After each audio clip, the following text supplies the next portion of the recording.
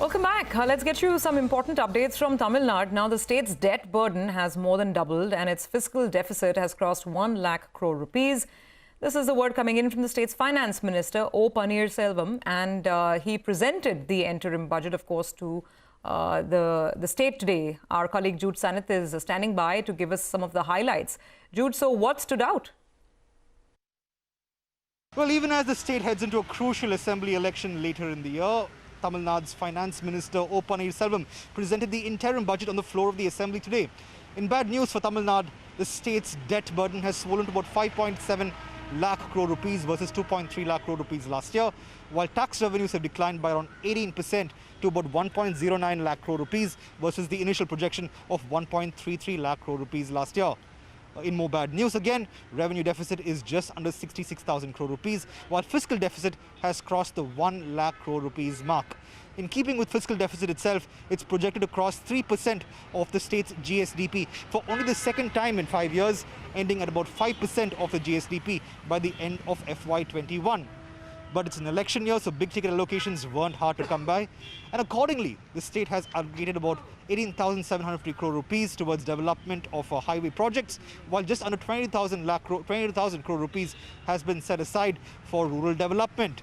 Given that 12,000 crore rupees worth of farm loans were waived off earlier in the year, 5,000 crore rupees has been set aside by the state government to compensate for those waivers, even as 8,834 crore rupees have been set aside towards power subsidies.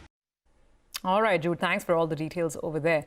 Let's move on now. In a first, the World Health Organization has launched a program to pay compensation for COVID vaccine-related serious side effects. This, of course, is going to be available to certain eligible beneficiaries under the COVAX vaccine distribution plan in 92 low and middle-income countries. This is pretty interesting. Let's bring in Archana. She has all the details and she can explain the same to us. Archana, do tell us. Well, yes, as vaccination drives went ahead in a world over, the biggest question has been who bears the compensation claim in case there is any serious side events linked to these vaccines, which have been approved while following all the protocols and the regulatory clearances, but still these are still being approved under the emergency mode. So who bears the claim? And if you see, most of the countries where vaccination drive has started, including India, do not offer this compensation to beneficiaries. But in a first, World Health Organization has launched a no-fault compensation program. So under the COVAX facility, they would be distributing vaccines to about 92 low and middle-income countries. And over there, if there is any event of a rare but any serious side events, if happened, this program will cover, the individuals and pay compensation for that. Remember, COVAX facility will be supplying about 2 billion doses by the end of 2021 to these 92 countries, which also includes India over there.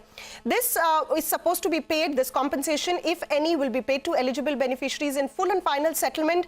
And, the WHO says that this is the first ever in an international arena that such sort of a vaccine compensation plan has been launched. And in fact, this will provide a robust, transparent process to receive compensation for any vaccine-related adverse events. Rare, but may happen in the future.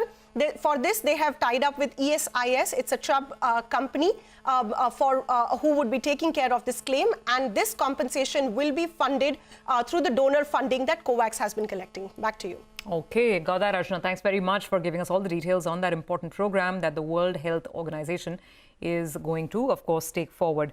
With that, we'll move on to some other stories as well. And it's Marico that is in the limelight. The company is betting big on its health and immunity segment, which has seen a major push during the pandemic. The company is now counting on this segment to drive growth in its foods portfolio and help it achieve 500 crore rupees in revenue by FY22. Shilpa Ranipeta has the details. the health and immunity products as a segment really took off during the COVID-19 pandemic. Now, we saw this in Nielsen's data also, which said that this segment in the last quarter reported over 46% value growth and over 30% of volume growth. So this is a segment that Marico is now betting big on to drive growth going ahead. It's looking at about a 10% market share in the health and immunity product space. Honey and Chyawanprash will be products that will really drive growth in this segment for Marico. Now, honey is already a significant presence that Marico has in this space. It's looking at about 100 crore run rate by the end of this fiscal. Chyawanprash, on the other hand, is a fairly new entry, but the opportunity is large because the market size is estimated at about 1,000 crore for this particular category. So it is going to grow this category going ahead. It will be taking on Dabur in this space, which already has a significant presence. In fact, Dabur claims to have over 60% market share in Chyawanprash alone. So for Marico, though, this is part of its larger plan of becoming a full-spectrum foods player going ahead. It's looking at about 350 crores of revenue by the end of this fiscal from the foods business. It wants to grow 30 to 40% and clock about 500 crores in revenue by FY22. But while it's going to grow this food segment, it is looking at completely defocusing its health and hygiene on the personal hygiene front, where it launched sanitizers, veggie wash, among other products. Apart from veggie wash, all other products it's going to completely defocus on. In fact, it will stop selling a lot of these products in the next 5 to 6 months. Back to you. Okay, that's quite an interesting take on the strategy over there, Shilpa. Thanks for the details. Let's move on. Sources are telling CNBC TV 18 that the government is against the 15th Finance Commission's recommendations of using the Consolidated Fund of India for defence purposes or to fund defence expenditure. Sapna Das has these important details. Sapna.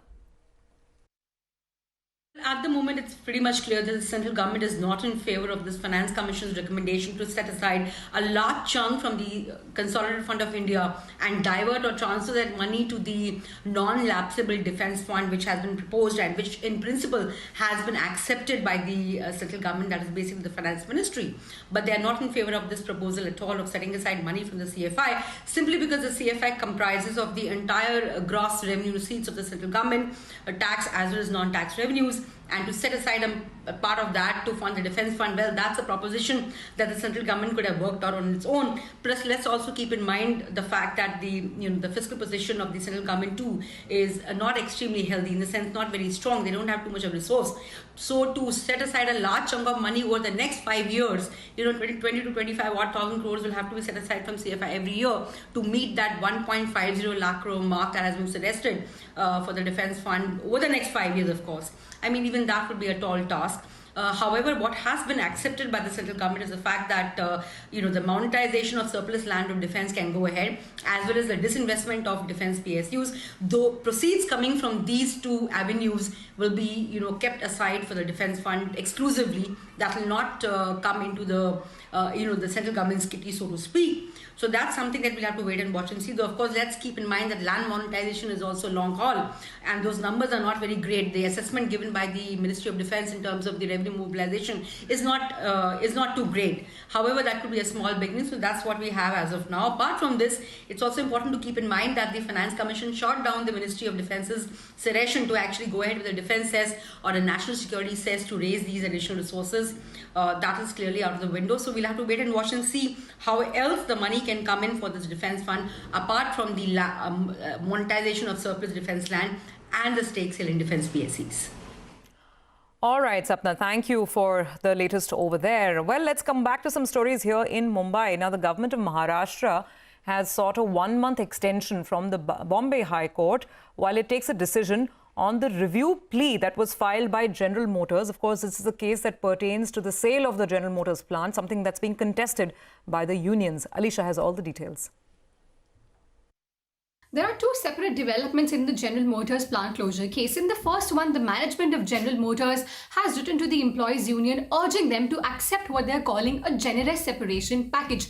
They say if the employees union fails to take this deal, they will be forced to take the path of litigation, in which case they will have to reset all the benefits that they're offered to the statutory minimum and withdraw the generous VSS package or the voluntary separation scheme that they have offered to the employees. Remember that the employees union union is asking for continued employment with either Great Wall Motors or appealing against the closure of the plant.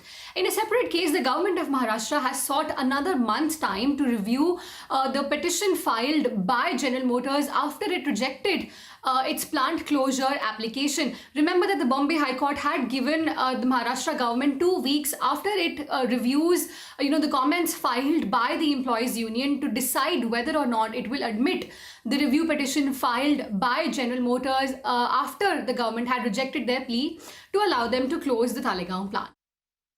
All right, Alicia, thanks for the update over there. Quick break on that note. On the other side, all the commodity market action of the day. Manisha Gupta will join in.